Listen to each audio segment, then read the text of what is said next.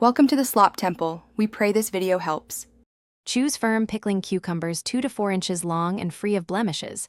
Small, crisp fruit make the best pickles. Wash thoroughly under cold, running water and remove blossom ends to prevent softening, which can cause soggy flesh. Trim any bruised spots, then weigh your harvest. Use 1 pound of cucumbers per quart jar for tight packing.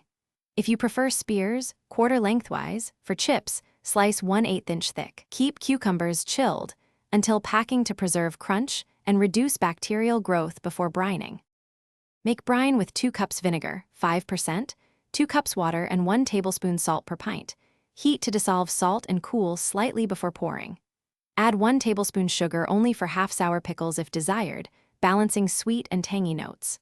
For classic dill flavor, use 1 to 2 cloves garlic and 1 teaspoon dill seed per jar, plus a bay leaf or 1/4 teaspoon mustard seed for complexity.